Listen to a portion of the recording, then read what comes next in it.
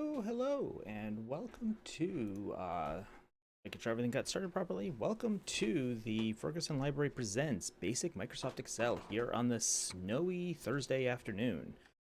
The library is closed today, unfortunately, due to the weather outside, so I hope everybody is staying snug and warm inside their homes. But we are still able to bring to you, by the magic of technology, our basic Excel class here on the Ferguson Library YouTube channel. So thanks for everybody who has come to join. We're going to be getting started in just a few minutes on the class. But first, I'd just like to kind of go over some of the things about how the instruction works here on, or how the class works here on YouTube, and where you can go and be able to help follow along and work along with me as I teach you some basic Excel today.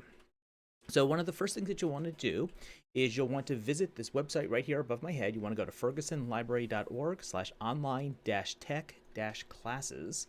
And what that'll do is that will bring you to this website here. This is our website or web page that we have made to share the resources for our technology classes that we're doing online during the times that we can't teach classes in the library itself.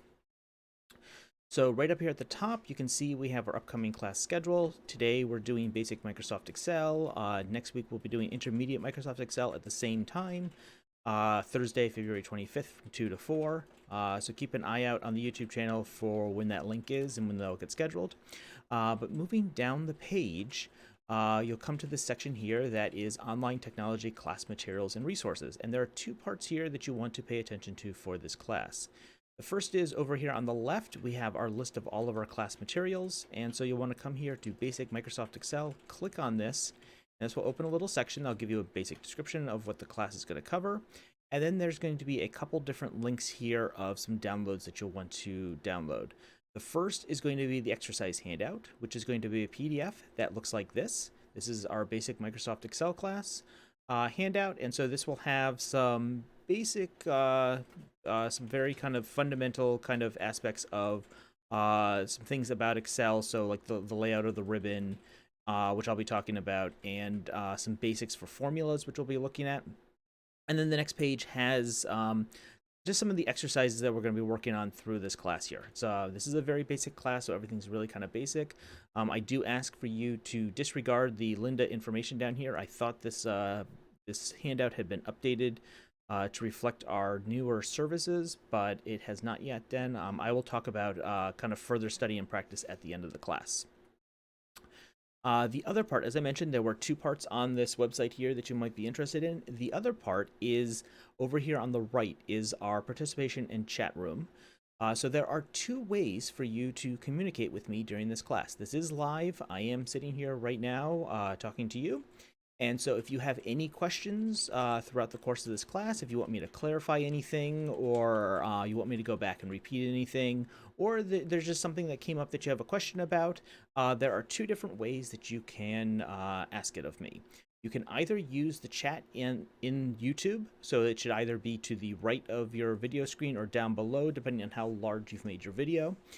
So feel free to ask me a chat in there. I will see those if they show up there. Alternatively, if you're not signed into Google or YouTube and you still want to ask me a question, you can come here to the online technology class page here, and over in this chat room right here, you can just type your message down in this box. You don't have to be signed in. This is completely anonymous. So you can just type your message in here and I will see this as well too. So I'll see questions at both places. It doesn't matter which one you prefer to use. So going into that there about how things work on YouTube, I'm going to be going through most cases. I'm assuming that many of you here are watching this on your the screen on your computer, and you may have Microsoft Excel like open in the background ready to follow along. And so sometimes it's hard to kind of swap back and forth. So what I'm going to do is I'm going to go through and I will demonstrate kind of the exercise or the skill that we're doing. I'll walk through it. I'll kind of talk through all the different steps.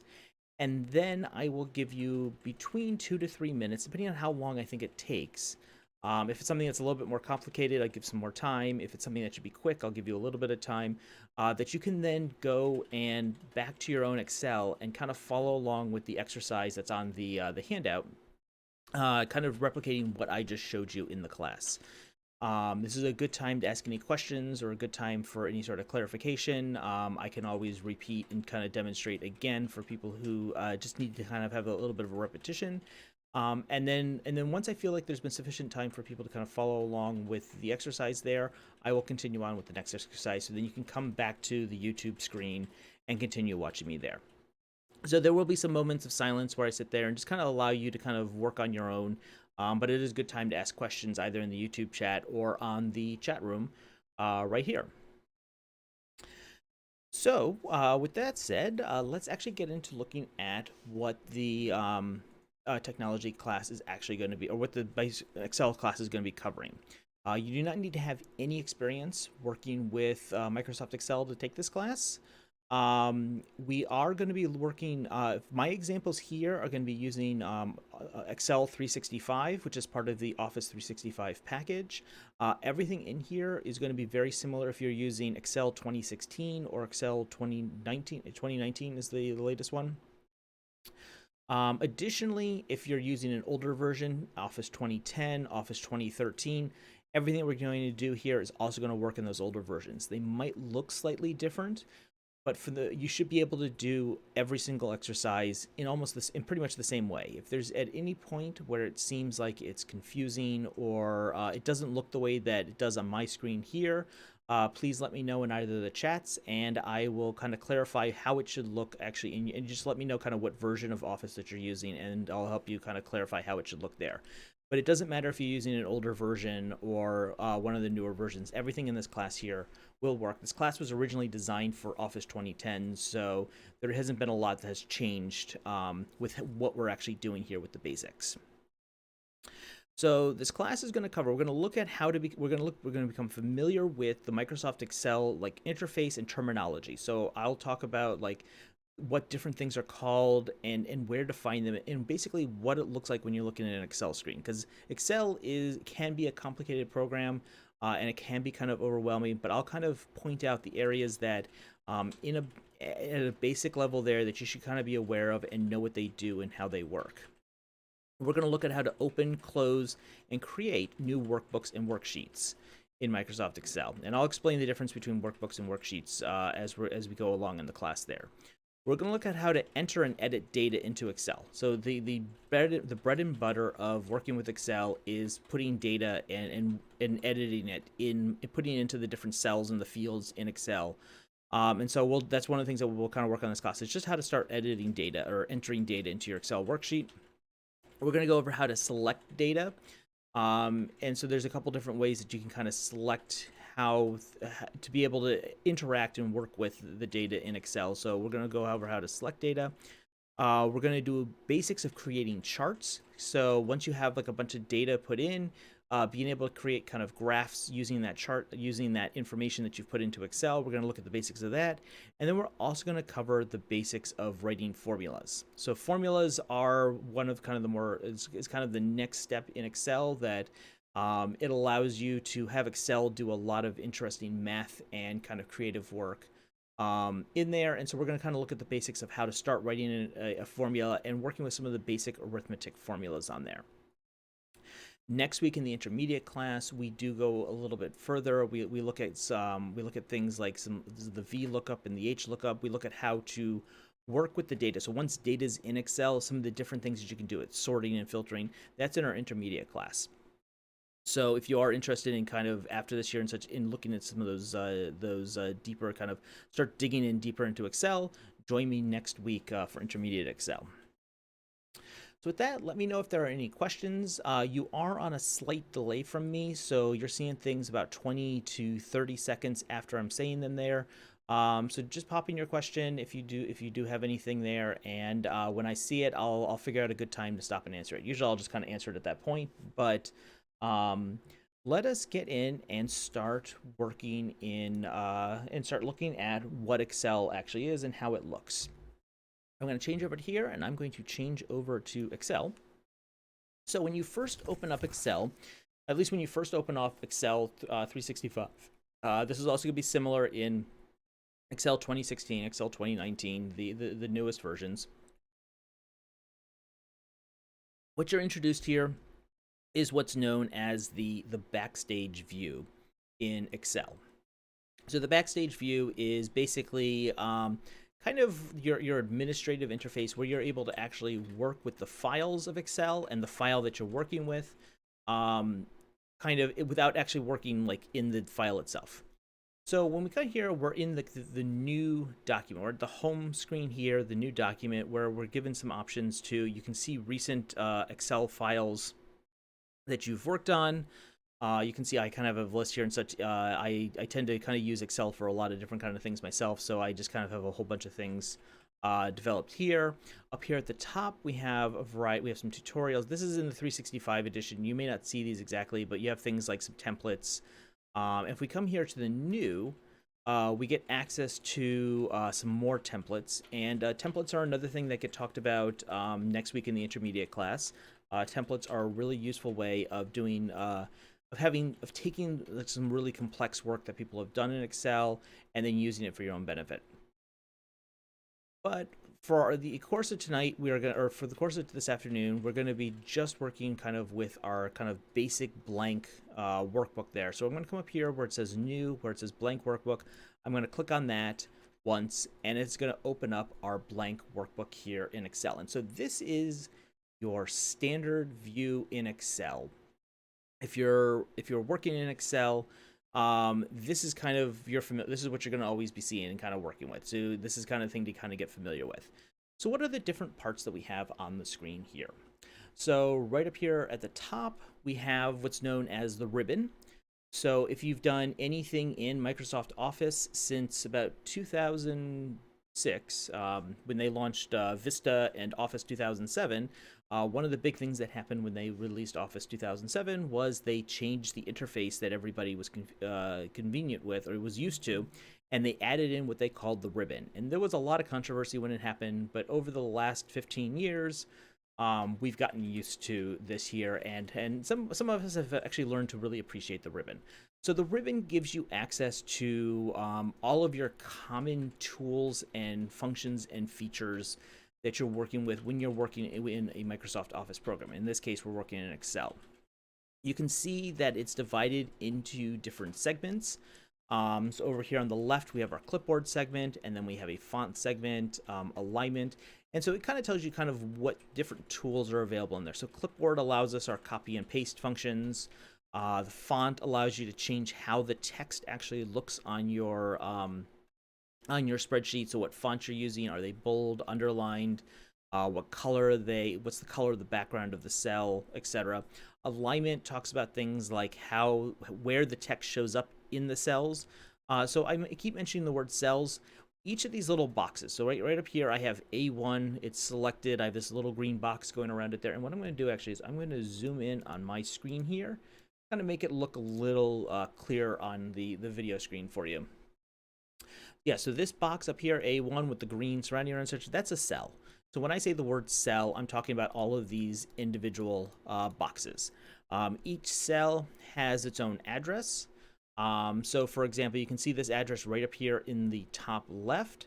So for example, and the address is named by the column letters. So the columns all have letters on them, and then the rows all have numbers. So it's column letter and then row number. So this cell here, for example, is G11. And so that address of that cell allows you to reference it in writing things like formulas. We'll see that when we start writing formulas, that you're able to kind of reference the address of the different cells. Going back to the ribbon here, the alignment up here basically determines where the text shows up inside the cell. So does it show up at the top of the cell? Is it at the bottom? Is it on the right side of the cell? Is it on the left side of the cell? That's basically kind of what this year offers. There's also things like wrapping and things. I highly recommend, I'm not going to go over everything that we can do in the ribbon. I do highly recommend that kind of on your own time, just open up a blank Excel document and kind of play around with kind of all these different things to do there and such. You're not going to break it. You're not going to mess it up. If you just do it with like your own file, just kind of throw in some random numbers and words and things in there and just kind of see what all the different things kind of do. It's really the best way to learn, is to kind of play around and experiment on your own. We have things like the number section over here, which basically allows you to determine when you have a number in a cell, what type of number it is, because depending on the type of number, is it a currency? So is it money? Is it a percentage? Excel may treat it and show it and display it in different ways. Um, Based on kind of what type is it, a date, and those kind of things. And then we have our styles. This is something that we're not going to really look at in this class here. We're going to kind of come back and like next week for the intermediate class, we're going to look at conditional formatting. But it's kind of a largest section on here and such, but it's not something we're going to kind of cover in today's class. Things like cells over here, so being able to insert or delete cells and kind of move things around. Our editing. So things like clearing cells, filling things up, and sort and filter kind of things. Sort and filter is another thing that gets covered in the intermediate class. So this is what's known as the home tab of the ribbon. And you can see right up here at the very top, we have kind of our list of kind of, and what these are different tabs in the ribbon.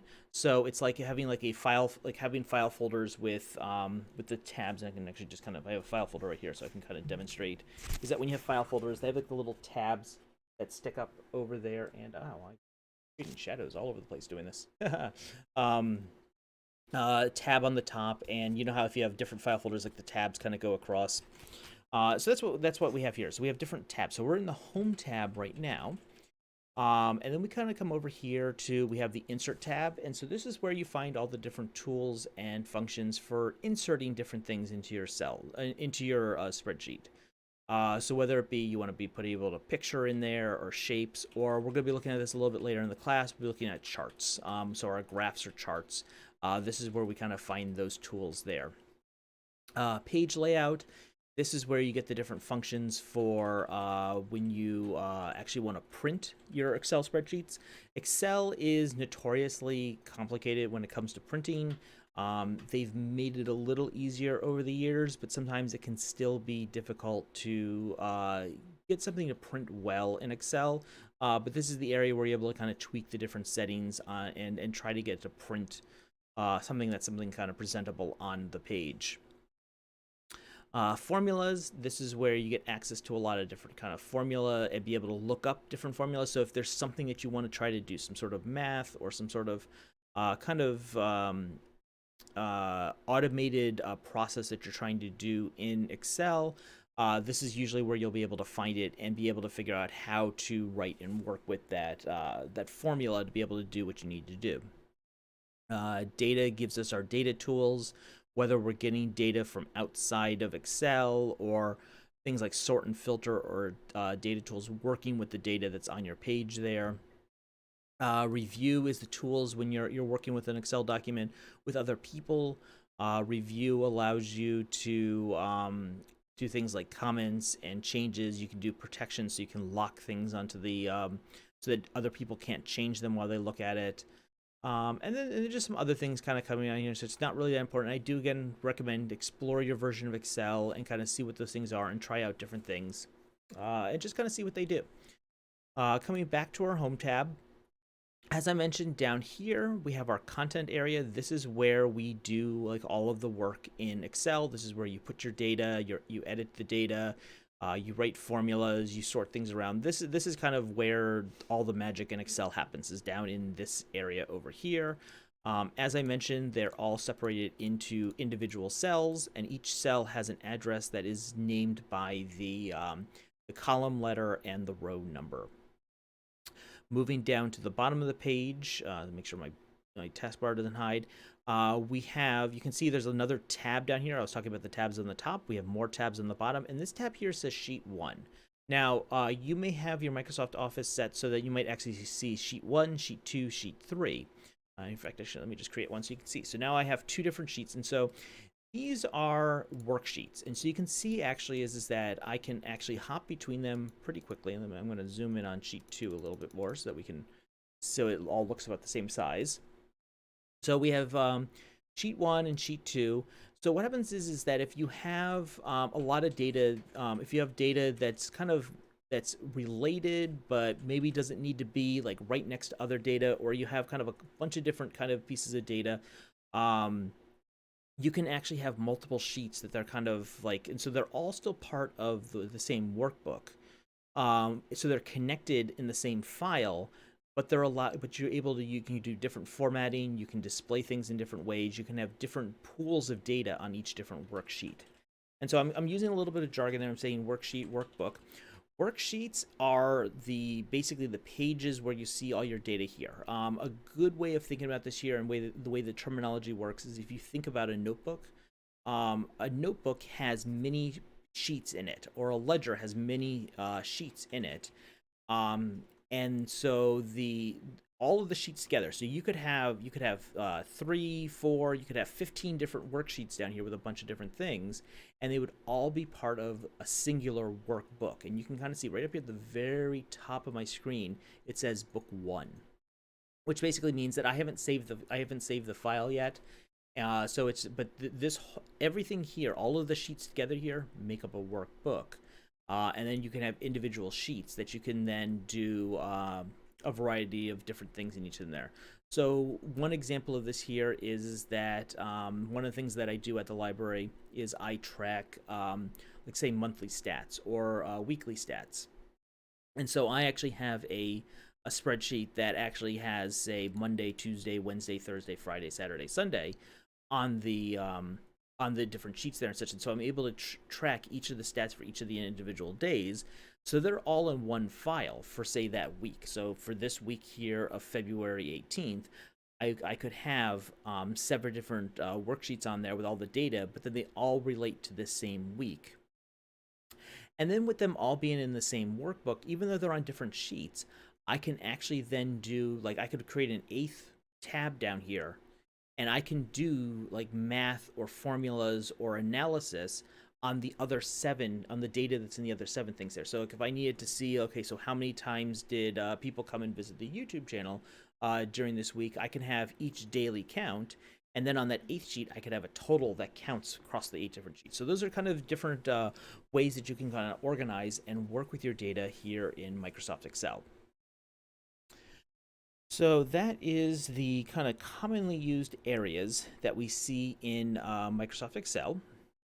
I did demonstrate actually quickly how to create new sheets. And so down here at the bottom, there's this little plus button that says new sheet.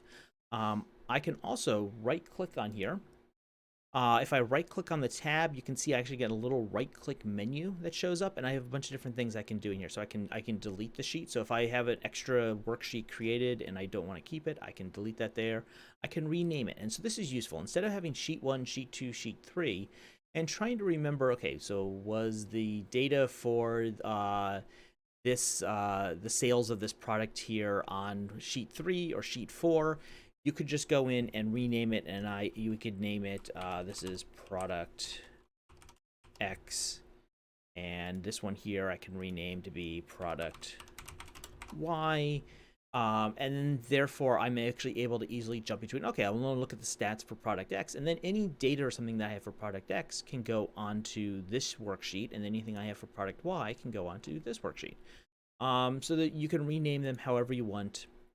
The renaming is really there for your benefit, to be able to kind of remember where you have all the data, to help organize and kind of make Excel work for you in that case.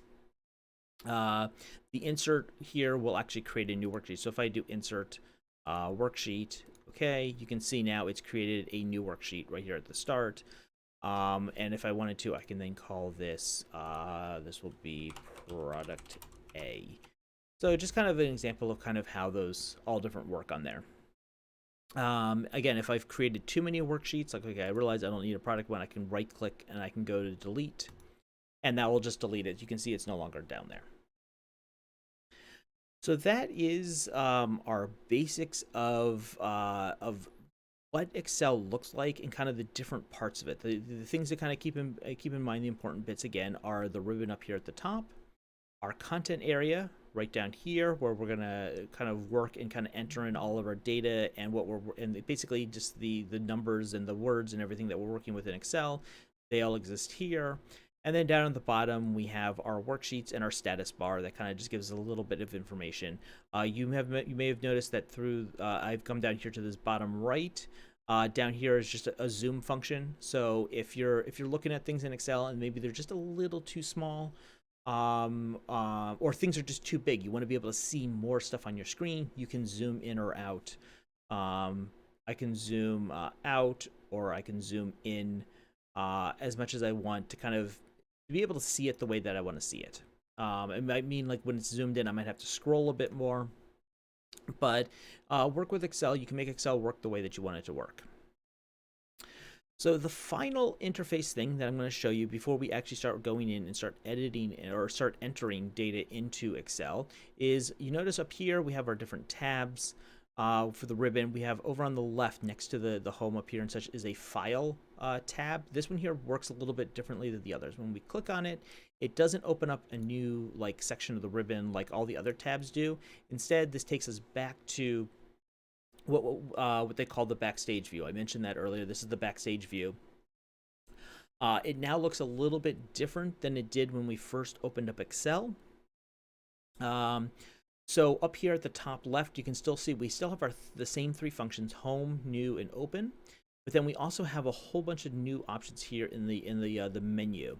The things like info or save. So this is where you're able to come if you want to save the workbook that you're working on, or to open one that you've already worked on before. You can come here to open, and then you can browse, and it'll allow you to open them both up. You can have the one that you're currently working on, and you can open up the other one there. And we'll look at that a little bit later in the class, because we're going to actually go and open up one of the other one of the extra. I gave you an exercise or a practice worksheet that we're going to be working with formulas later on. Saving. So one of the things is that I always recommend when you're working in Microsoft Office, get used to saving and kind of make sure it becomes a habit to save your file. Because there is nothing worse than to be working on something and have like your computer stop working or the power go out or whatever kind of happens, and all of a sudden lose all the work that you've been doing in Excel. So there's several different ways. There's a couple different ways I'll show you about saving in here. So the first is we come to this file menu here, and you come down to save. And so when I click on save, you'll notice that it actually immediately jumped down to save as. And the reason why it did this is that this is the first time that we're saving the file. So right now, Microsoft Excel does not know where we want to save it or what file name we want to save the file. And we have to tell Excel that. And so that's what the save as is. The save as is basically it's saying, okay, how do you want, or what do you want to save this file as? Where do you want to save it? And what is its name going to be? So one of the things they have here is such as there's a way you can go to, like, it automatically starts here in your documents folder. Just by habit for me, for how long I've been using Microsoft Office and just the way I kind of work with things, I tend to just come immediately to browse down here. When I click on that, it gives me my classic Microsoft Windows file browser window where I'm able to, or my save window where I'm able to go and find, choose the location where I save the file and then give it a name. This is what I've been used to for a long time now, and so this is kind of my automatic way to going. I mean, I could use the system they have here, the documents, and I could browse to different things over here and type in a file name. But this is what I'm using. I know how this works, and I don't have to guess or kind of understand or try to figure things out with this here. Everything here is the way it works. So what happens is in here, you can then go, you can choose, this is the location. So like right now, it's coming to my documents folder. Instead, I'm going to go to my desktop, and I have a folder on my desktop called Basic Excel. So I'm going to open this up here. So this is where I want to save the file. So you can see now this is being saved on desktop in my Basic Excel folder. And then down here, I can give it a name. So we're going to actually give this to our, we're going to give this to Basic Class Practice. So I'm going to save it. You'll notice I'm not typing anything after it there. It's automatically going to attach the extension here, the .xlsx file on there, so just automatically attach that to the end. So I can just click save, and it'll automatically add that onto there. So then I'm just going to click save. And now you can see it's brought me back to my standard Excel view. Right up here at the very top on my my title bar, you can see now instead of it saying book 1, it now says the file name that I gave it, Basic Class Practice. And there's that .xlsx file, extension that it added on there. So it knows, so Windows knows that this is an Excel file. And so that's saving. The other way, once I've saved it the first time, now if I go to File, Save, you can see it brings me right back to here. And what that does is it just saves over the copy that's sitting on my hard drive. There's my active copy that I'm looking at right now. And then there's a copy on the hard drive. And the copy on the hard drive only has whatever it is there from the last time that I saved. So when I save frequently, I'm constantly updating that one that's on the hard drive. So if anything happens to my active copy here, I can always go back to that save copy and maybe only lose a little bit of work. Now, Microsoft Office does have decent recovery options now. A lot of times you may notice now that if you've closed a file or your computer restarted or it shut down and you start it back up and you open up, say, Word or Excel again, it may tell you, hey, we recovered the last file that you're working on. And you click on that there, you may have most of the stuff left there. And so it's a good system. They've really improved it. It works well. I just don't like to rely on it because there are times where it hasn't worked so well. So it's always better to kind of do your own saving. And so the recovery is there, but your own saving is yet another backup. Redundancy in kind of saving your files is always important. That's something I just kind of always keep talking about in all my classes. You just want to keep a lot of different copies, just so that if something were to happen to one copy, you always kind of have a backup of that. I'm kind of rambling here a bit, so let's kind of get back to what we're working on in the class. Now, if I did some changes on here, I added in like a bunch of different data, but I wanted to keep my original data. If I go to File and then Save As instead of Save, I can then choose a new location or keep it in the same location and give it a different name. So I can call it, say, Basic Practice 2. And so now it won't save over the old file. Like Basic Class Practice will still be the same.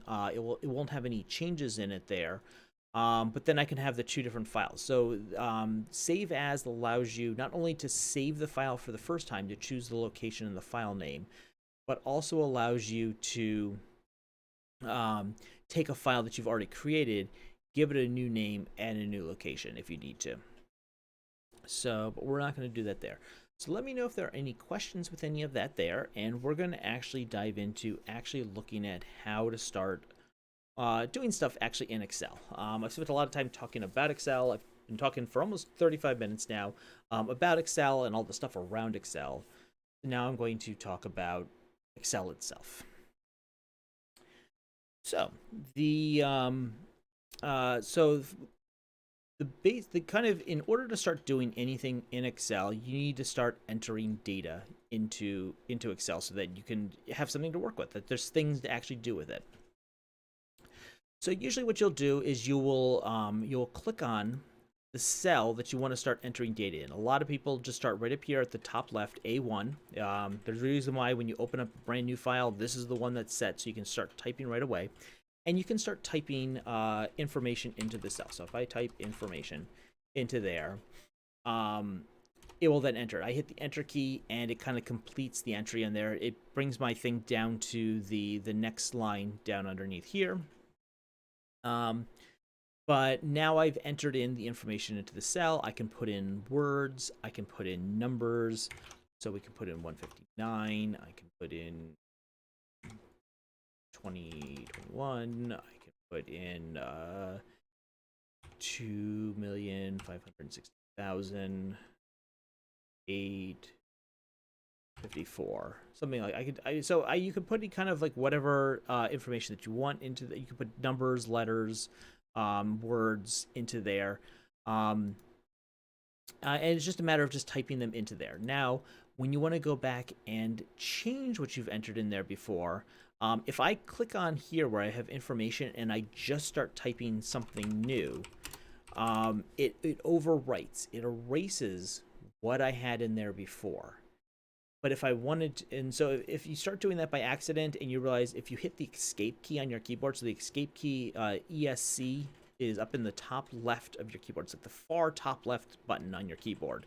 If you hit that there, it closes you out of entry mode in Excel, and returns it back to whether if it was blank or there was something there before. So what it does is it kind of cancels the action that you were in.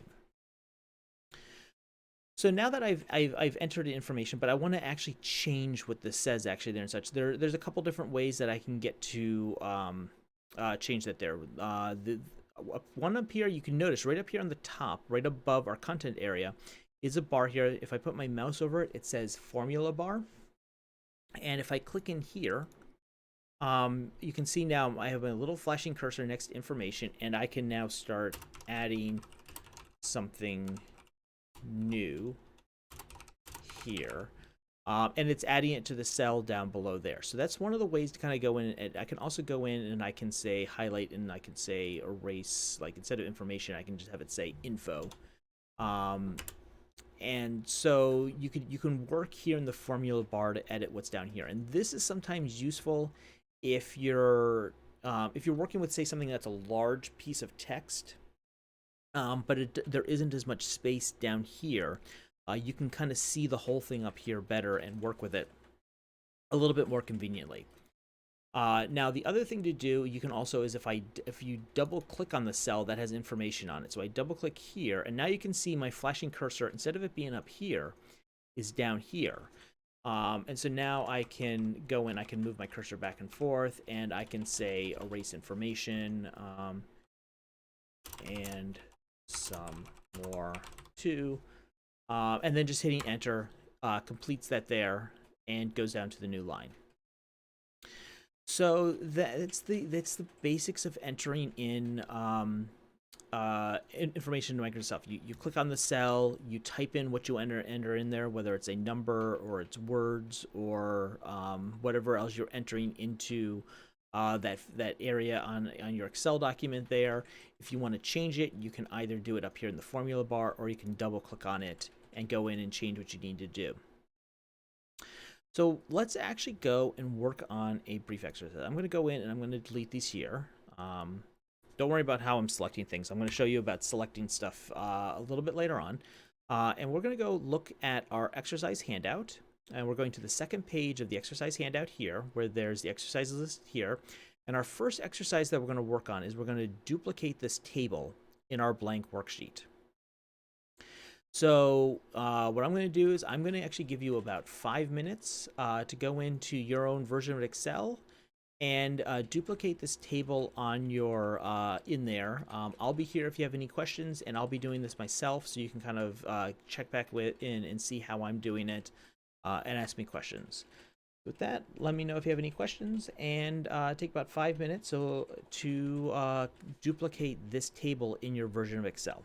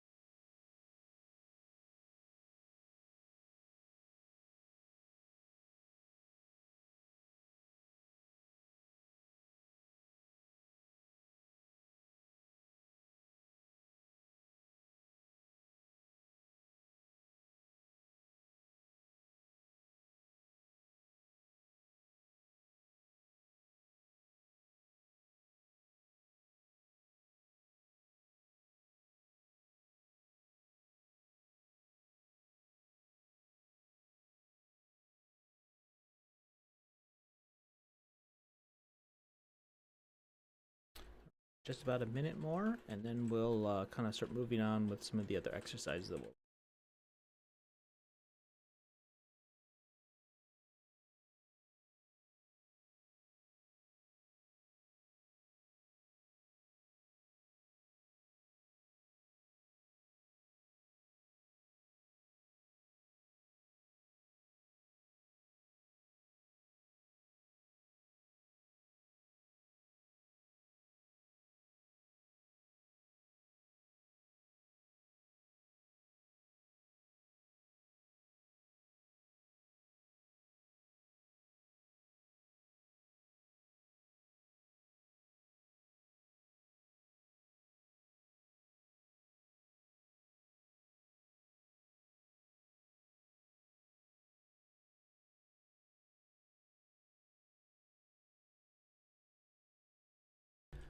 Great. So I hope you've been able to kind of at least enter some of this information into your Excel file. You'll see now that I actually I have my Excel, and then I have the exercise document over here for kind of easy reference back and forth for both of us there. I am blocking the out-of-date Linda information, so please disregard this on there. I'll say that again. So now that we have data entered into Excel, we can start seeing some of the interesting kind of neat things that Excel can do with the data in there. Now, looking at this on here, one of the things that is kind of useful to see when you have a bunch of numbers kind of lined up is what is the sum of them there? How do you add them up? And so one of the great things about Excel is that Excel is kind of just in some ways a very complicated calculator. It can do a lot of different math functions for you so that you don't have to do the math yourself. I mean, you could sit there and add up 521 plus 519 plus 560 plus 575 and get what the total number of apples is. But why do the work when Excel can do the work for you? So one of the things, actually, before I go on, one of the things I need to kind of demonstrate, now that we have information entered into here, how do you select and work with groups of information and do things? So when I say select, what I do is, I mean, you see this green box that is around the cell here. So what that green box is telling me is it's telling me that this box here is selected. Now I can select one box, or I can select many boxes, depending on what my need is. And there's a couple different ways to select multiple boxes in Microsoft Excel. The first is using your mouse. So if I use my mouse and I click and I hold down the left mouse button and I drag the mouse while holding down the mouse left button, you can see now I'm extending that green box around the cells, around other cells. And so by doing this, if I do it all the way across here, I've now selected these 5 cells across this row here. I can either select left and right, or I can select up and down. So you can see I can select everything in the column here. I can also do them both. So I can go left and then down, or right and then down, right and then down, or I can just go right diagonal. And I can select both rows and columns at the same time and actually have like a selection of a box of different information on there. So if I come up here and I select, say, this row of apples numbers, the numbers for apples right across. So I've selected these 4 cells now. One of the things that's kind of really neat that I think a lot of people miss in Excel is if you look down at the very bottom of your screen, in the status bar, it's covered up by status bar. In the status bar down here, there are 3 different things now all of a sudden because I've selected 4 numbers. Excel's like, hey, you have some numbers selected. Let me do some of the basic math on these numbers here for you. So you can see I can find out it tells me what the average of those 4 numbers is. So the average is found by adding these 4 numbers together, or adding a bunch of numbers together and then dividing by that number of numbers. So in this case, I have 4 numbers selected, so it adds the 4 numbers together and then divides by 4. If I had 5 numbers selected, it would add the 5 together and then divide by 5.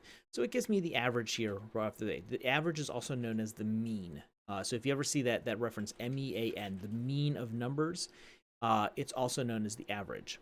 The count tells me how many numbers I have selected.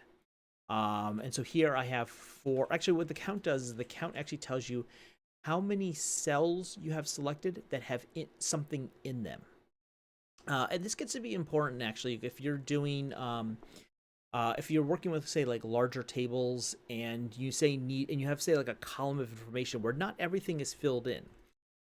You may have like a column where it has check marks for things that might be so you have say a column of say 100 people, and you might have like say a word like check marks if they've say reserved or confirmed attendance or something. You can put like a little check mark symbol in those, or you can do something that says yes or whatever you're doing, you're filling that there. But the ones where they haven't reserved, you can leave those blank. If you go and select that whole column, so for example, if I go and I say delete this here, if I select this here, you can see my count is 4 because there are 4 cells with information in them. If I come over here and highlight this here, I've still selected 4 cells, but my count is only 3 because only 3 of them are filled. So that's what the count is.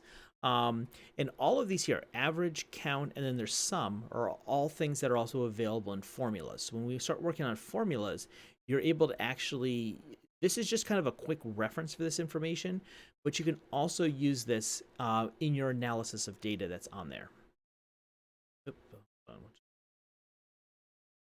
Okay, let me just put my 378 back here. Okay, so let me get back to what I was doing before. We were going to find the sum of our apples. How many apples were sold through the 4 quarters? So we're here. The third number down here is the sum of the numbers. So what it does, the sum is those numbers added together. If I select all 16 of these numbers, it will add them all together there. If I only select, say, these 8, it will just add those 8. It's whatever I've selected at the time. If I highlight this, I see that it's 2175. I can come over and type in 2175 into that box there to get my total sales.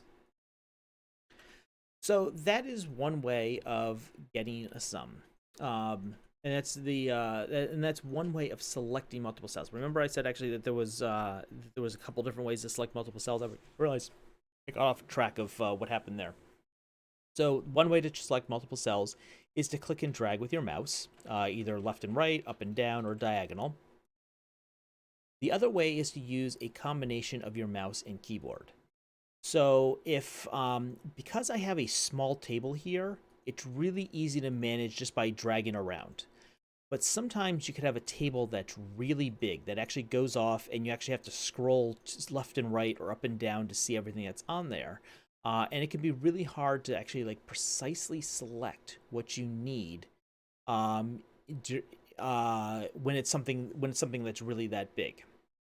So to be more precise in how you select file or select cells in Microsoft Excel, there's 2 different methods that you can use. So the first is you choose like say like the you choose a cell where you want to start your selection. So if I want to select, let's do the grapes here. So I want to select across my row of grapes here. I'm going to start on the left. I'm going to click on the first cell on the left. Now I'm going to come all the way down to the right cell, and then on my keyboard, I'm going to hold down the Shift key. So the Shift key is what you use to type a capital letter or to enter the symbols above the numbers. I'm going to hold down the Shift key, and while I'm holding it down, I'm going to click on the rightmost cell. And you'll notice that when I did that, it selected the cells from the left one that I started with all the way to the end of where I ended and everything in between. So using the shift is what's known as kind of the inclusive selection key or shortcut for this. It's for inclusive selection. It'll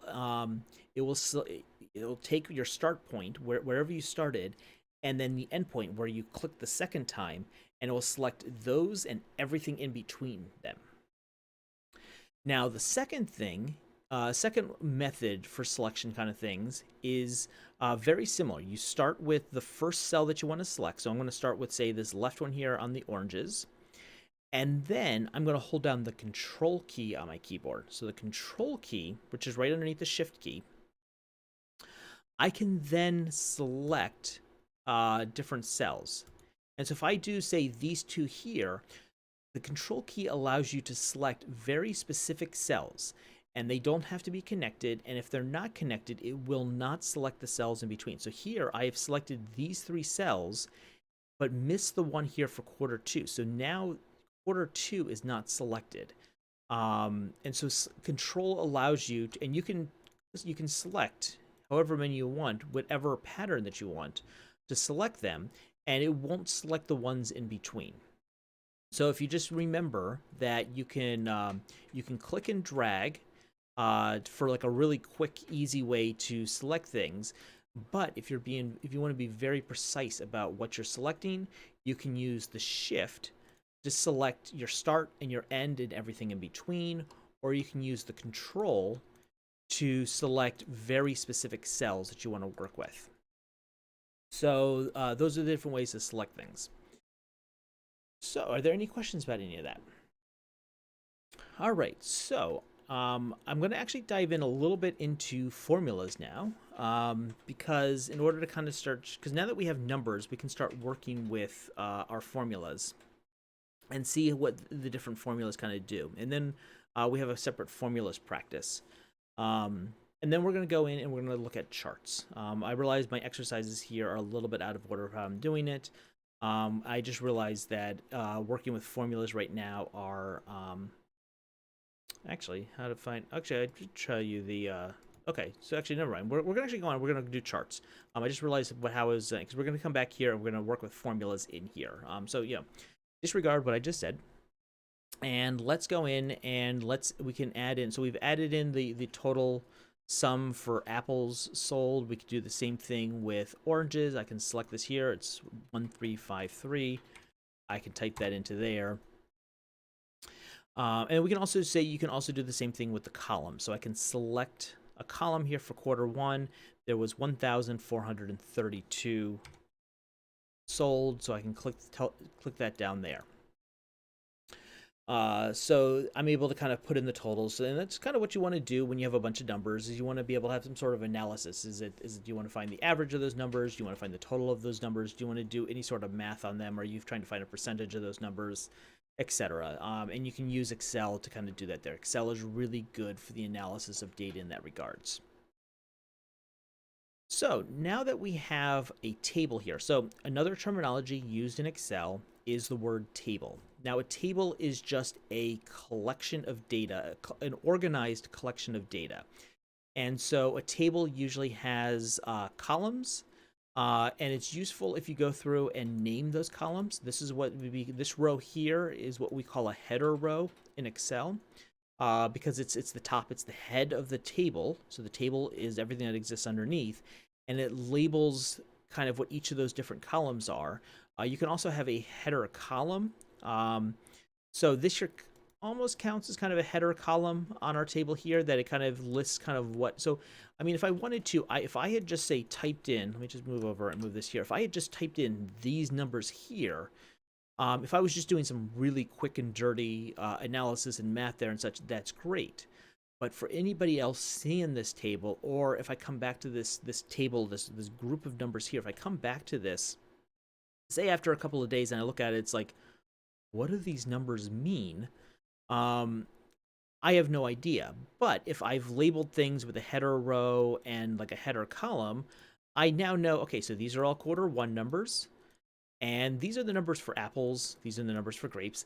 I know that because of the labels that I put on there. So when you're building stuff in Excel, it's very useful. It's useful for Excel to put header rows. It's also useful for you as a user to put these labels on there too.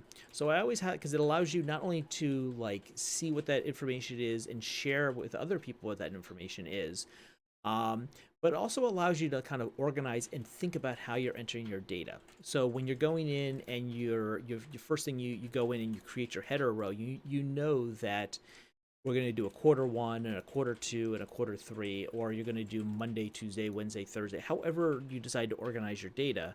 By putting it on there and such, allows you to kind of like marshal those thoughts and kind of get that organization in mind. So when you start entering the data, it has more meaning for you when you're entering it too, instead of just being a block of numbers. That's just kind of my kind of experience working with Excel. Is that it's usually help whenever I kind of sit down and start working in Excel, unless it's something that I'm doing really quickly that I don't need any sort of longevity on the file. But most times, when I'm working on there, such is I will start by putting my labels and kind of just organizing what the table looks like before I start entering in the information. So a table is just this kind of collection of information. And when you have a table of data, you can take that table and you can have Excel do an analysis or do like a visual display of it as a chart or a graph. And so what we do is we can do that by selecting our data that we want to show up in the graph. So remember I was talking about selecting. And so I could either do my click and drag like I'm doing here, or I can click here, and if I hold down the shift key, so I'm clicking the top left corner of my data, and you can see I'm choosing I'm choosing my label row, my header row here, and I'm gonna hold down the shift key, and I'm gonna click the bottom right corner, the one down here, quarter 4. You'll notice I'm not selecting the total sales columns that I have. The reason is I don't have total sales for every column or row. And also, these numbers are big enough that they'll actually throw off the graph, and they won't. It won't really have the graph the way that you really want it to, because you want to have people see like the individual, the numbers in there. You don't want to have them. The totals are just big enough that they kind of throw off all of like the scales of the graph. It again depends on how you want your chart to look and what you're trying to do with your chart, but for this case here, we don't want to have the totals showing up in our chart here. So what I'm doing is, so I've selected the data that I want to show in my chart, and I'm going to come up here to the Insert tab on the top, and right over here we have our chart section. And there's a bunch of different styles of charts, and you always want to choose the style of chart that works best for the information that you're trying, or the data that you're trying to present. Now, this here, we're showing the sales of different products over a period of time. So in this case, usually the best style graph is going to be something like a line graph. So it's something that progresses over time, or like a bar graph, where again, we have kind of some progression. We have quarter 1, quarter 2, quarter 3, quarter 4. And then it kind of shows the numbers based on that there. And one of the nice things that the newer version of Excels have right now is that in case you're confused, you don't know which type of chart that you want to do, they have a recommended charts function. So if I click on this here, it will give me a list of kind of a variety of different charts, and I can go down and I can take a look at them and kind of see which one is kind of presenting the information in the way that I want it to be presented. So right up here at the top, we have it offers, the first thing it offers us is a clustered column chart. And what the clustered column is that it's a column chart, so it has columns of data, and they're clustered together based on some other information. So if we look at our example here, you can see this is clustered together. This is quarter 1 cluster. This is the quarter 2 cluster. This is the quarter 3 and quarter 4. And then each of the different colors is one of the different fruits. So this is a really good way of presenting different fruits sold each individual quarter. So this might be what how we're trying to present this data, is that we're showing, okay, so in quarter 1, apples sold better in every other quarter there. And then, so we're comparing the fruits with each other. So we're seeing, okay, in quarter 1, apples sold better than grapes, which sold better than oranges, which sold better than pears. If we had bananas, they would be like way up here, because bananas are the most common fruit sold. And then in quarter 2, this was how they sold. Quarter 3, how they sold, and quarter 4. Now, another option you can see right underneath here, we have a second option that gives us another clustered column. And instead of clustering the columns by quarters, it clusters them by fruit. And so while this one here allows us to compare the different fruit with each other in each quarter, this one allows us to compare the quarters to each other. So for apples, how did they sell during each quarter, and which quarter sold better? Quarter 4 sold better. And so you can see using the same type of chart, but arranging the information in a different way gives us a different analysis, a different way of looking at the data. Are we comparing the quarter sales for each fruit with each other? Are we comparing the fruit in each quarter to each other? We're going to choose the top one here. I'm going to hit OK. And you can see now it just drops it right in here. It's actually covering up my table up here a little bit. I can actually click and drag and move it to another part of my screen just so it's not blocking my information. Yeah, so this can be, hold on. This just can be clicked and dragged and moved wherever I want it to move, just so I can see it there. The table is kind of fixed in where the cells are, but the chart can go wherever I want it to go. And so now you can see I have my different my different columns here, quarter one, quarter two. Here's my key that tells me that the blue purple bar is apples, the orange is grapes, the gray is oranges, and the yellow is pears.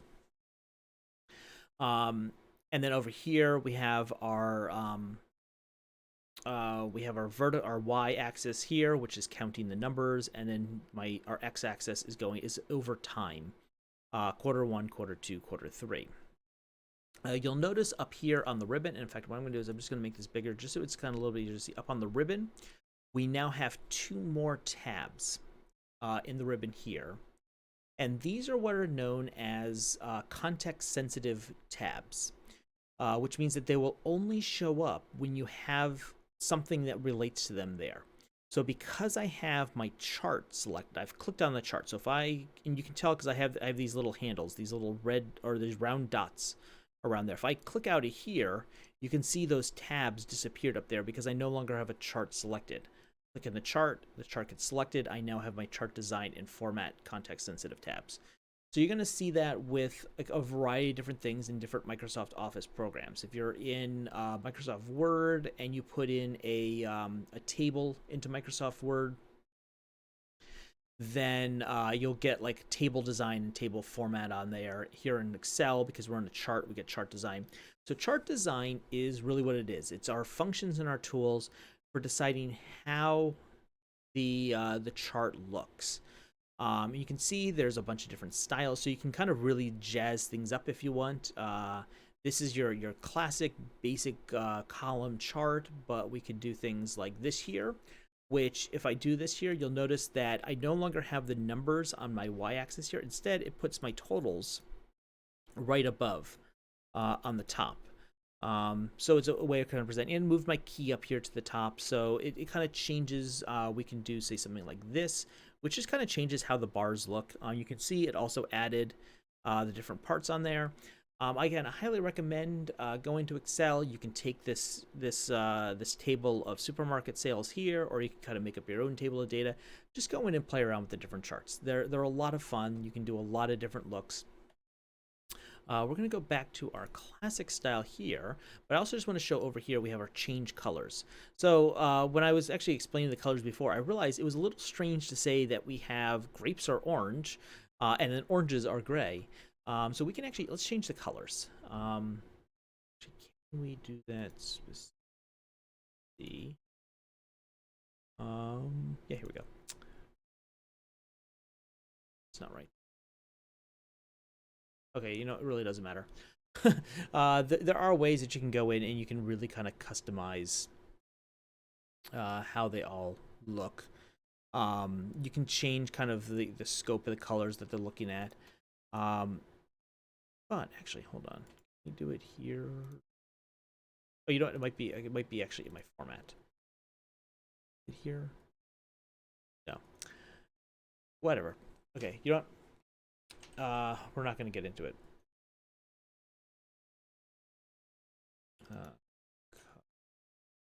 Same thing. Okay. How do I change these colors? Whatever. I am getting sidetracked. It doesn't really matter. We have our chart in place. Chart design, you can also do things like you can change how the data. So if the data is not being presented the way it is, sometimes you need to switch row and column. So you can see actually I changed row and column, and now all of a sudden we get our sorting by fruit instead of by quarters. So that's kind of the different ways that's kind of presented in there.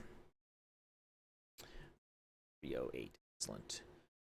So yeah, so charts are really kind of thing that it's best to kind of get in and play around with it until it looks the way that you want it to look. And once it's here, you can then do different things. Like up here where it says chart title, I can go in and I can actually change this by clicking on it.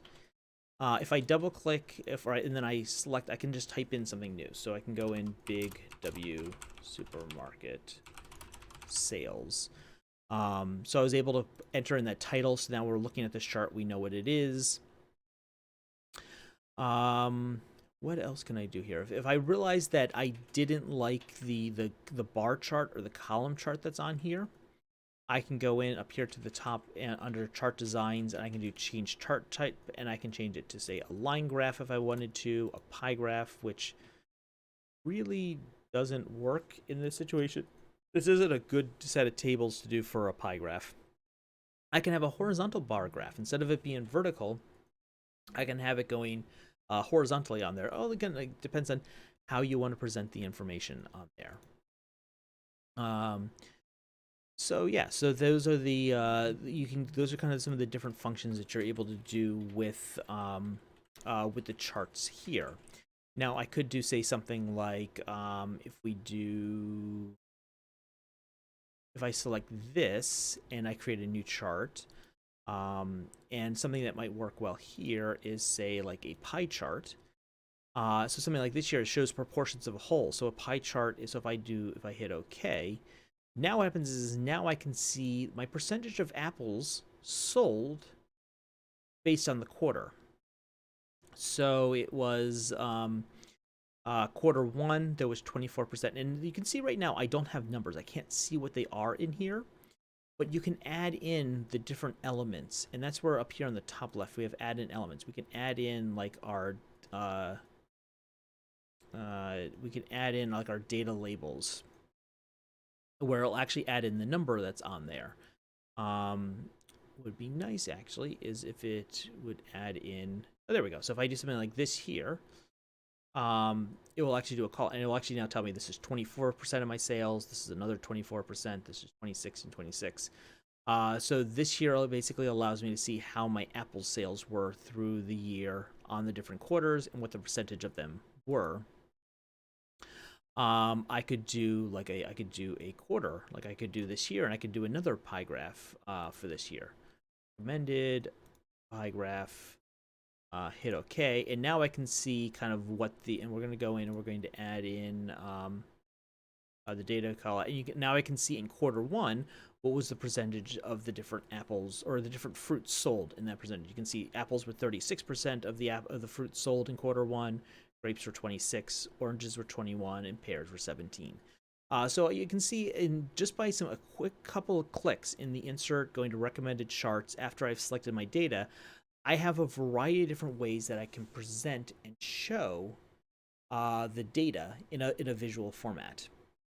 And then I can go in and tweak and adjust them as I want. And I highly recommend, again, as I keep saying, the best thing to do is go in and play around for yourself and kind of see how all these different things kind of work. So you know what I'm going to do? I'm going to give about 3 minutes, go into your Excel with your the table that you created before, and create a couple different charts. Create a column chart like this here, whether it's combined by fruit or it's combined by quarter. And then, you know what, maybe choose a row or a column. And usually the first one right now, so you can get the labels on there, is better. And make like a pie chart on there. So take about 3 minutes and do that. Let me know if you have any questions. I can repeat any of this if you need to. And then we'll get on to start working with formulas, which is, again, a real key part of working in Excel.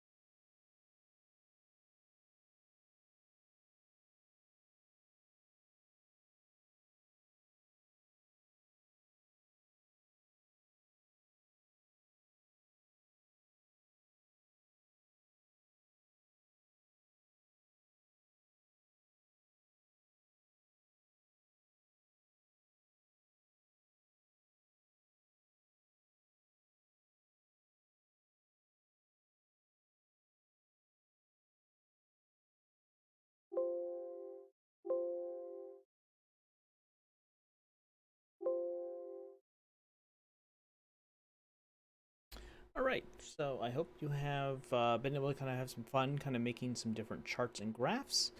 So now for kind of like kind of the last things that we're going to work on this class here is we want to go and work on formulas and how to write formulas and some of the different like arithmetic formulas that we can work on.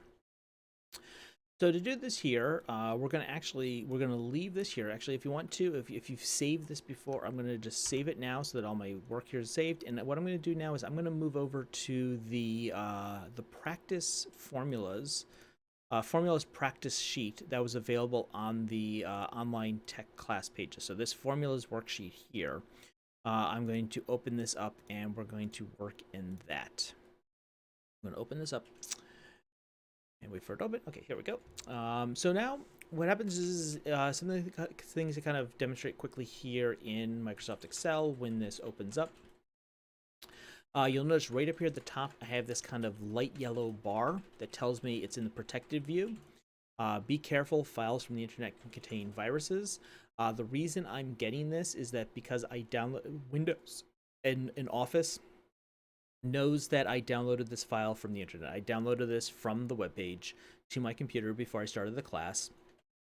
And it just wants to warn me, telling me that, you know what, things that you get from the internet may not be always safe. Now, I know, because I created this file and I put it there, I know this file is safe, so I'm going to go in and do enable editing, which then allows me to make changes and work with the file.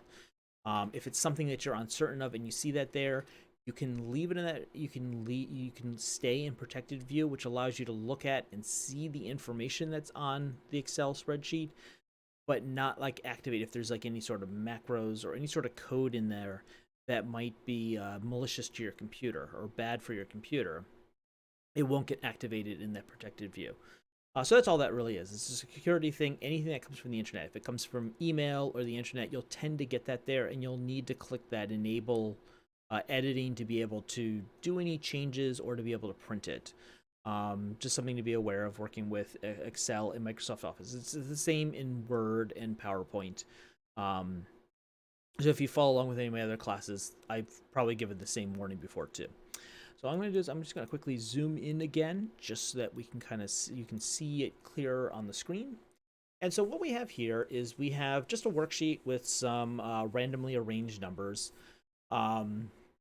And kind of a brief to do, kind of using different formulas. Now, formulas in Excel can be very simple, and I will show you kind of we're going to be working with some very simple formulas. They can also end up being very, very complex. But they're not something to be afraid of. They are probably one of the more useful skills to learn in Excel because they allow you to use Excel to its fuller potential and have Excel do a lot of the heavy lifting and work. And there's a lot of things in Excel that can be automated and eased with formulas.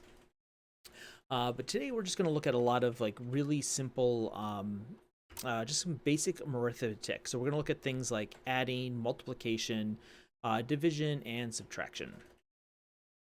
So what I'm going to do is you start a formula. A formula has to have a place to put the answer. So a formula is you have to tell it where the answer or the result of that formula is going to show up. So you usually have to have a cell. So I'm going to come over here to my F column. So it's a little bit separated from my column over at my numbers over here. And we start off with the formula by typing the equal sign. So what we're saying is that this cell is going to equal, and by hitting the equal sign, we're now telling Excel that, hey, we're going to be writing a formula here. So now start giving us the formula tools. So the first thing that we're going to do is we're going to look at probably one of the more commonly used formulas in Excel, which is to add up numbers. When you have a bunch of numbers together, a lot of times you just want to add them together to get a total. We're seeing that in our other worksheet when we were looking at the totals of the fruit sales. So the way that I've always learned for this is that the formula for adding things together is what's known is the sum formula. So it's SUM. So when you add numbers together, the result of the addition is what's called a sum. So when I start typing the word sum, you'll notice now that I get this little kind of menu showing up underneath my formula here. And what this is doing is this is suggesting to me formulas with that name. And if I put my mouse over and click on it, you can see it gives me a little tooltip that tells me what that formula does. So sum here tells me adds all the numbers in a range of cells, which is what I want. I want to add in what are these numbers in this range here. So hold on, let me pull that back so I can show you what sum. So then I can double click on it. And you'll see now is it's filled it in here and it's added in a parentheses. So we're starting to see how the sum formula gets written. Down underneath here we have another tooltip that shows a sum, and then in parentheses it has number 1, comma, number 2, comma, and it'll go on number 3, number 4. So the way that a sum formula is written is you have the word sum, and then in parentheses next to it is you start having the numbers that you want to sum up. Separated by a column.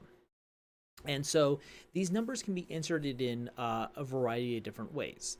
You can either have the numbers written in directly, so I could say write in the number 56, and then I could say do the number 45. You can see now down here, my tooltip down here and such, it's bold, it's darker now that I'm in number 2, because I've inserted a comma, and I've inserted in the second number. If I insert a comma now, you can see this now makes number 3 bold. So it's just kind of telling me what it's looking for. In this case, now it's looking for another number. So let's say put in 9. So now, if I close the parentheses, what I now have is I have my completed formula here. And what I'm saying is that this cell, F3, is going to equal the sum of 56, 45, and 9. When I hit enter, it fills it in. There's my answer there, 110. When I click on it, when I select the cell, you can see right up here in the formula bar, it shows me the formula that adds it up.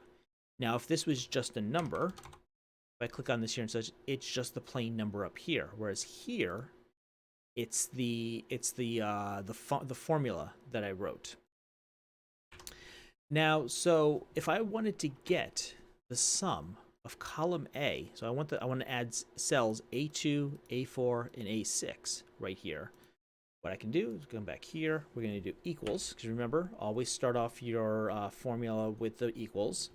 Sum, open parentheses, and one way I can go and enter this in is I can do 4, comma. I can enter in the numbers directly, just as I did before. 4, 8, and 16.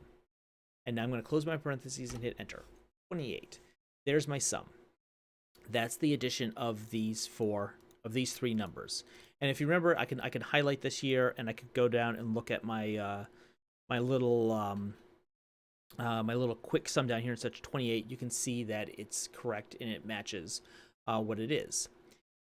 Now, so this is one way, but it's not the recommended way of entering formulas in Excel, because Excel has the ability to be dynamic. It can update itself. It can automatically change the results of formulas. based on changes that you make somewhere else. And in order to do that, so I'm going to come back into here, and if you remember before, in order to edit a cell, so if I double click on the cell, I can now go in and I can edit this here. I'm going to go back in and I'm going to erase the numbers that I entered, because I entered the numbers themselves. But if I had gone in and changed, actually, you know what, hold on, 4, 8, 16. Let me just kind of show. Okay, so there's my 28. But if I come over here and change this here to 12, for whatever reason, this sum is no longer correct. This is no longer the sum of my numbers in column A. Because this is not dynamic. This is just the sum of 3 fixed numbers. But I can tell Excel, instead of using these fixed numbers, I can tell it to use the numbers in a cell. And so what I'll do is, so for number 1, where I'm going to put number 1, I'm going to tell it the address of the cell with the number in it that I want to use. So if you remember, the address of the cell is the column and then the row number.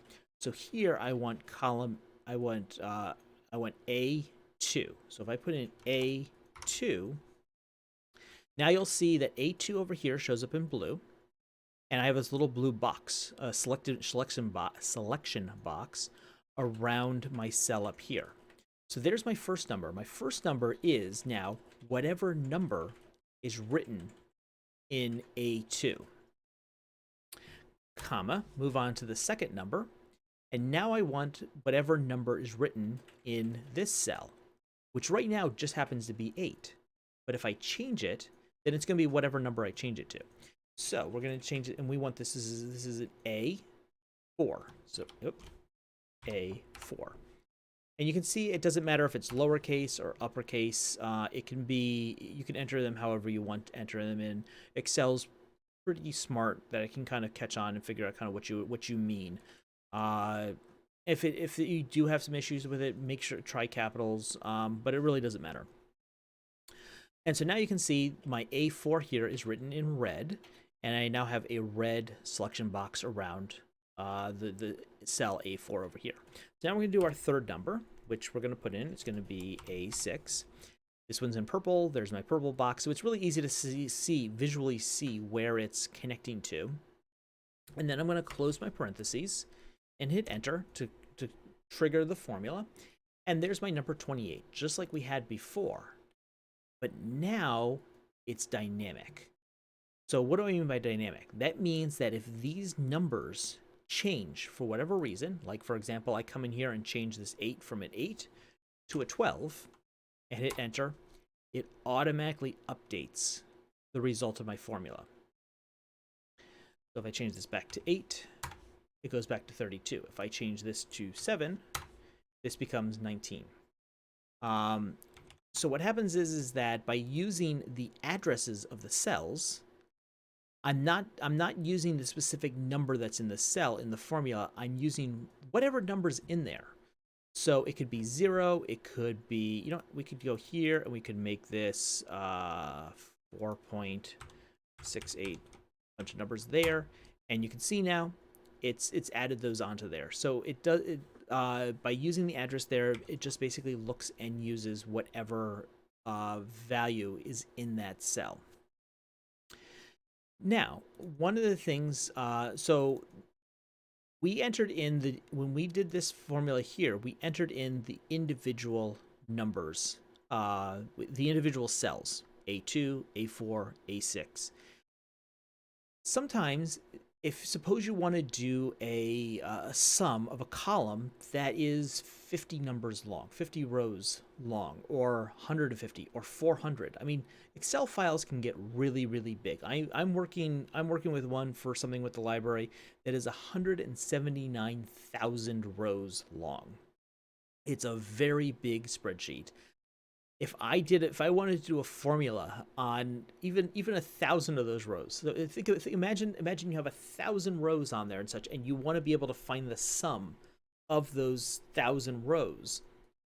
You're not going to sit there and enter in A2, A3, A4, A500, A501, A506. You're not going to enter those all individually. Excel has a much easier process to do that there. That you can, so instead of having to enter in the individual cells, we can also enter in a range of cells in Microsoft Excel. And to do a range of cells, what you need to do is you need to first decide on what your starting point for your range is. So in this case here, we want to start at our column, top of our column here, A2. So I'm going to put in A2, just like I had before. This started off the same way that I did before. But now, instead of a comma, instead of doing a comma and doing a second separate number in there, I'm going to use a colon. So I'm going to put the colon in here. And what the colon indicates to Excel is that I want this to be the sum of every number from the start to the end, with the addresses separated by a colon.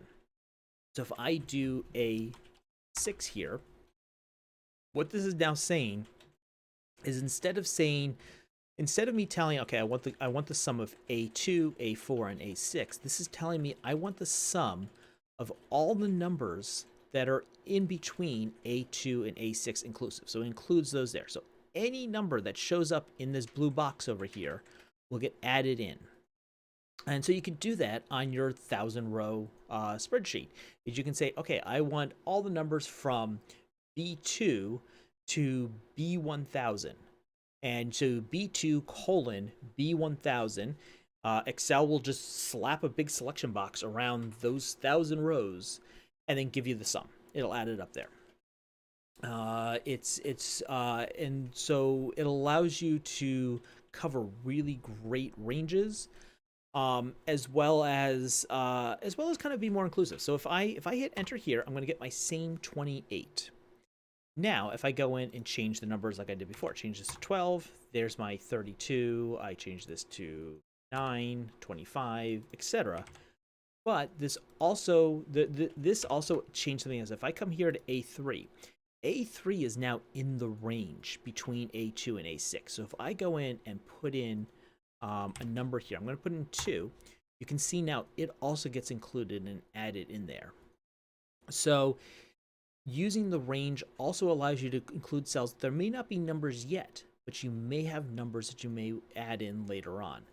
So you can, when you're building your tables in Microsoft Excel, you don't have to try to fill in all the data at once. If you don't have that data available yet, you can leave blanks, write your formulas to include those blank spaces, and then when you have that information to fill in that blank space, you can go in and fill it in, and it will automatically, your result from your formula will automatically update. So you don't have to go in and rewrite that there or rewrite it to include that cell. By using ranges, you can include cells that don't have answers in them yet. Ranges can also be written across rows. So for example, if I do equals sum and I do a 2 to D2, oops, forgot my colon, D2, you can see now actually instead of selecting up and down, I've selected left and right. I can also select diagonally. So I can do, say, D6, oops, D6, and you can see now it goes from here to there, and it will add up everything that's inside this box here. Close that there. There's 267. If I do this here, you can see there's 267. If I add in any numbers into here, it will automatically update that as well too. So let me quickly go over, let's get rid of all of these here. Let me just quickly go over some of the other formulas. So we've looked at the sum formula and how to add numbers into it and select the numbers that are in there. Multiply is, instead of the sum, we start with the equal signs. All formulas start with the equal signs. Instead of sum, we actually enter in product, because the result of a multiplication, so product, is the product. So multiply is all numbers given as arguments. Arguments are the things that are inside the parentheses. That's just a term that it's a term from programming. So if I double click product there, anything that's in between the parentheses here is what they call arguments. So if you see that terminology when you're looking up formulas, that's all it means. So we want to do multiply cells B3, B5, and B7. So again, I can do, just like with the sum, I can enter these in a couple different ways. I could enter in B3, B5, B7, or I could do B5 colon B7. Oops, sorry, B3 colon B7. Close my parentheses. Always remember that if you have an opening parentheses, you need to close the parentheses, or you could kind of get an error with the formula. And there we go. So there is my product. I can't check that easily down here because this doesn't give me the product. It'll give me the sum, but not the product there. But I'm going to assume this is right. Now for divide and subtract, unfortunately for division and subtraction, there is not a divide function or a subtract function. But you can use, you can just use the symbols that we've all learned when we've learned arithmetic for doing these kind of things. So we're going to divide cells C2, C5, and C8. So we're going to do equals, because again, all formulas start with equals. And what we're going to do is we're going to do C2, and I'm going to use, for division, you use a slash. So I'm going to put a slash, and we're going to do C2 divided by C5 divided by C8. So this here will now do the math. Now the key here is this is a good example to show the process of what they call the order of operations. So what kind of answer is this going to give? And in our handout, in the handout I gave you, right up here at the very top of the handout, let me make this a bit bigger so we can all see it. Let me actually zoom in up to here so we can actually see right up here.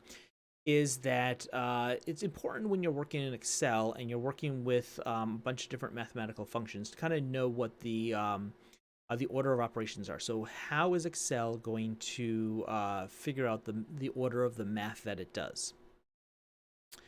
And so a good acronym to remember, or a good acronym, is this PEMDAS, or like the phrase, please excuse my dear Aunt Sally. And so what it basically means is that parentheses.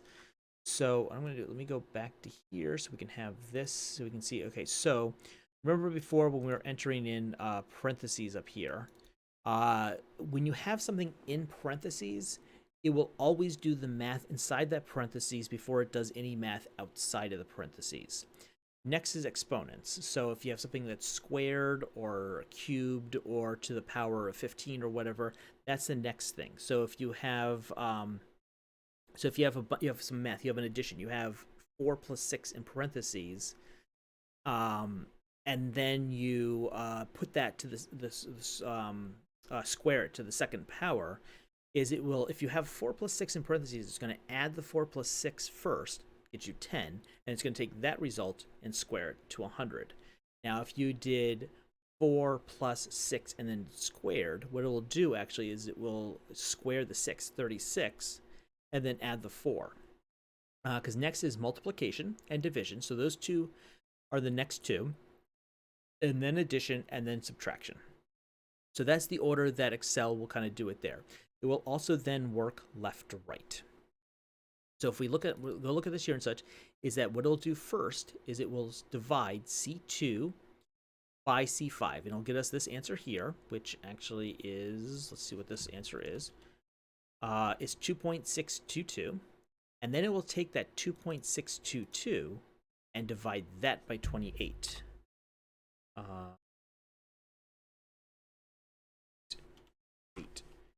And get us 0.09365. Now, if I wanted to divide by different things, like if I wanted it to divide these two first, I can put these around parentheses. And so then what happens is I'm going to get a different answer. I got 73.42. And the reason for that is that this here, C5 divided by C8 is 1.6, and then I'm dividing 118 by this amount. I'm kind of getting into the weeds a little bit on how, like, math. I mean, this is D2 divide. But it's important to kind of know how this works, like the order that this works in. When you're trying to do things like division, which doesn't have like the standard like the functions that you have with sum or multiply, sum or product. Oops. Okay, so yeah, there we go. That nope. C2 divide. Yeah, we'll do that. And then subtraction, also just like division, you just use the subtraction symbol. So again, start a formula with equals, and we're going to do D1 minus, I'm just going to do a dash for a minus sign, D2 minus D4. And so once again, this here works both the order of operations and left to right. So what it's going to do now is it's going to subtract D1 from D2, so it's going, or D2 from D1, so it's going to give us 95, and then it's going to subtract D4 from that result, which is going to give us 91. Because we have 100 minus 5, the result of that is 95 minus 4. Now, if I did, say, parentheses, like I did parentheses around here, now what I'm saying is subtract D2 from, or D4 from D2 first. And that's what the parentheses are saying. So subtract 4 from 5, which is going to give us 1, and then subtract that from 100, which is then going to give us an answer of 99, because we have 5 minus 4 is 1, 100 minus 1 is 99. So you can see by putting in parentheses and changing the order of operations, we actually can change the answers. So that's that there. So let's take about 2 minutes and go into the formulas practice sheet and just kind of do these 4 to-dos here. Add the cells A2, A4, and A6. Do the multiplications in the B column, division in the C columns, and subtraction in the D columns. And if you have any time, kind of play around with the parentheses to kind of see how it does different kind of math and results. Take about 2 minutes, and then we're going to go back to our Big W supermarket sales, and we're going to do some math in there. We're going to use the formulas that we learned here in that. Let me know if you have any questions in either of the chats, and I'll give you about 2 minutes here.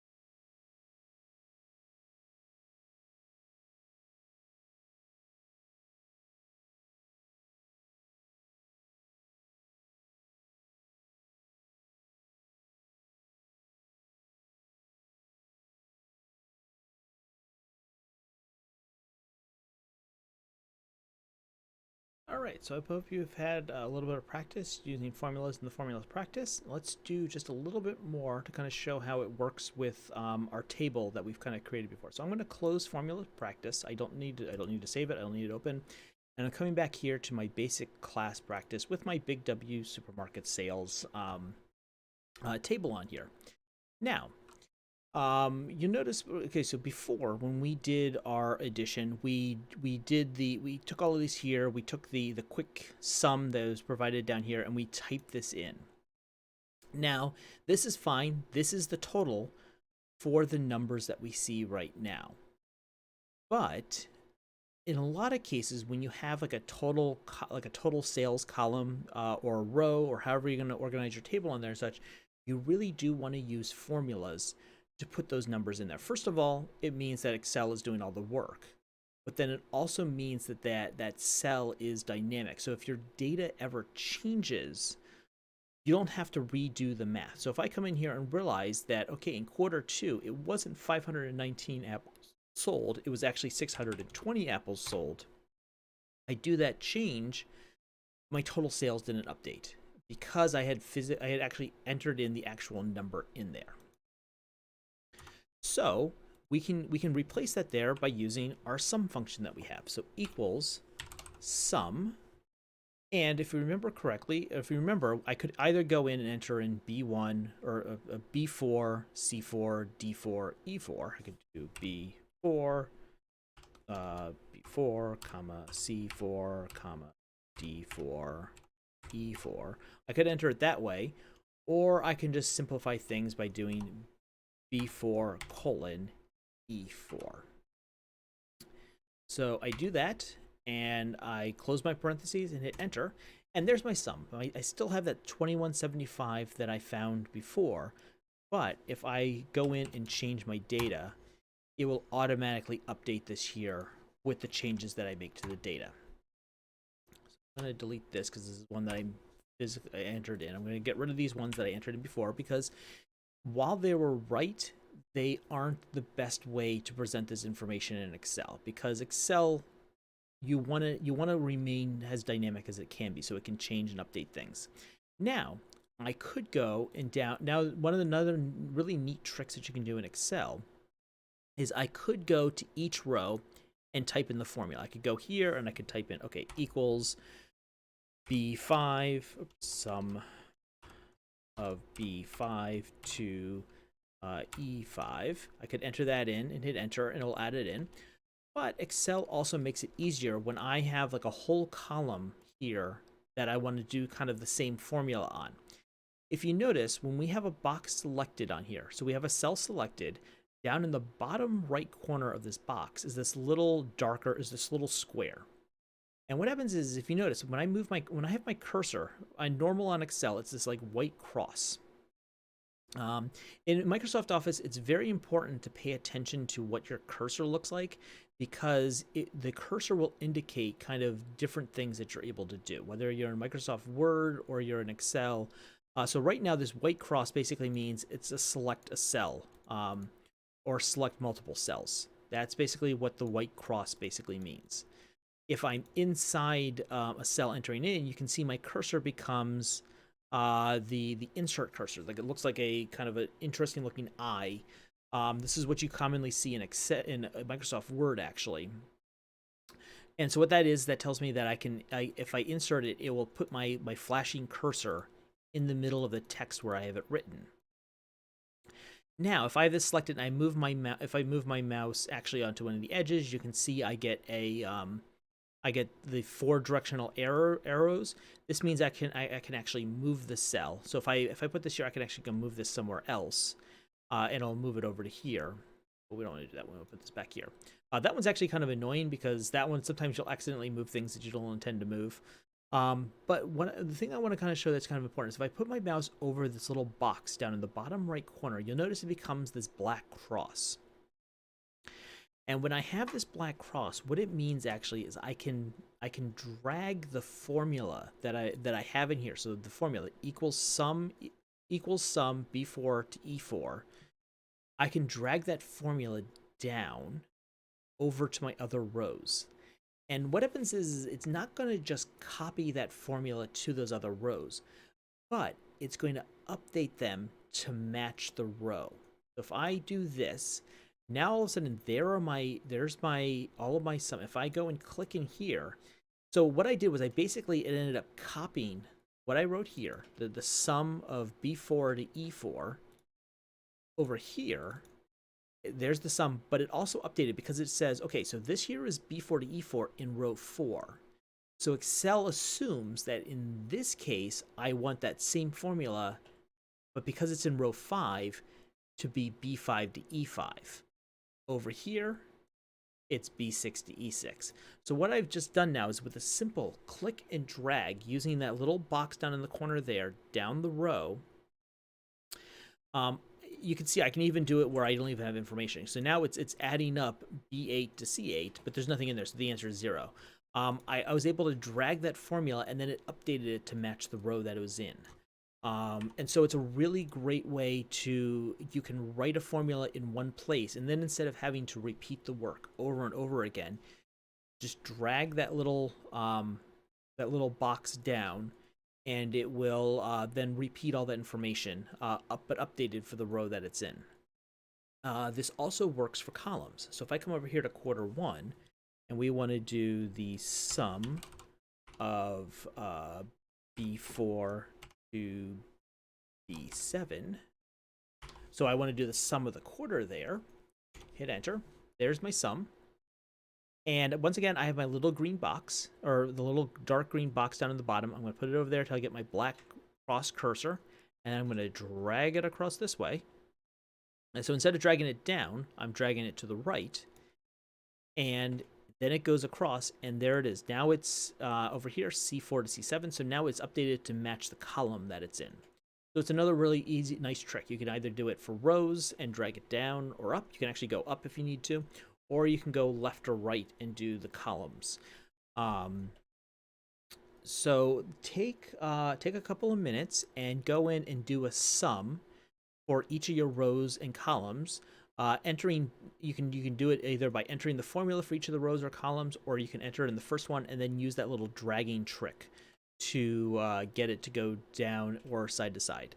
Take about 2 minutes, and then we'll wrap up this class for today.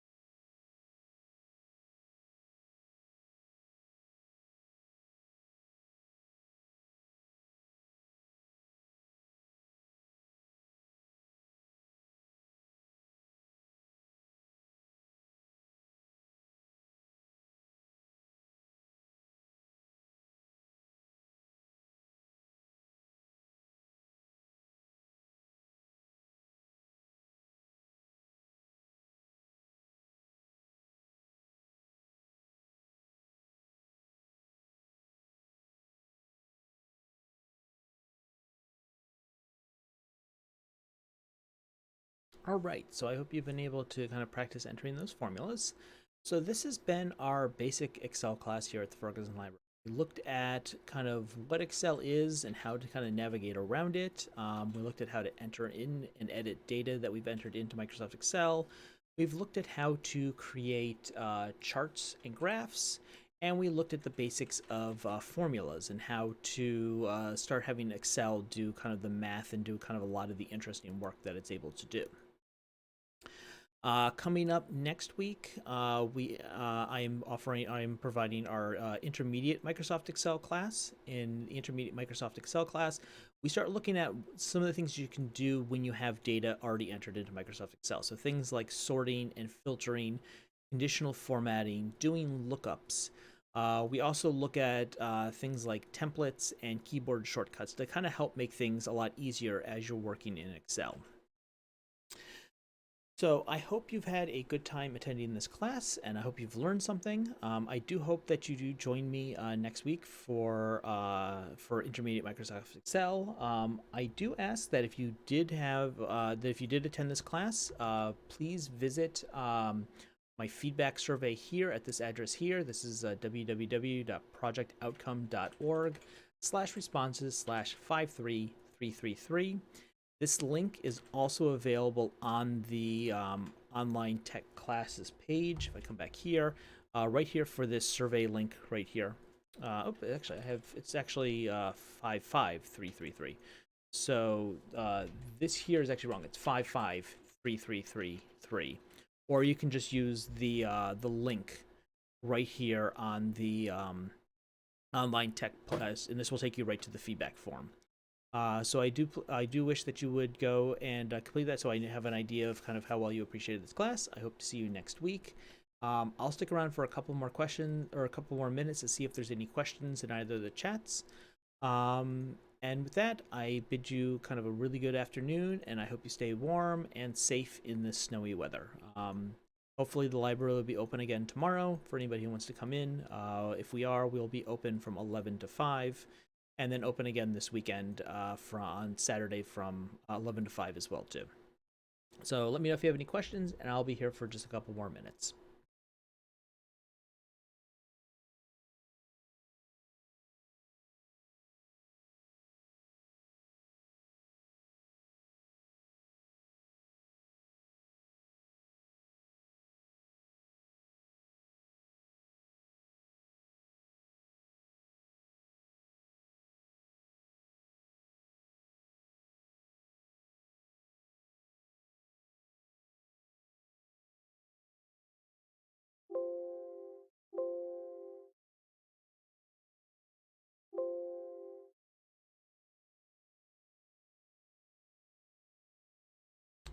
And I fixed the address here, so this is now the correct address right here above my head.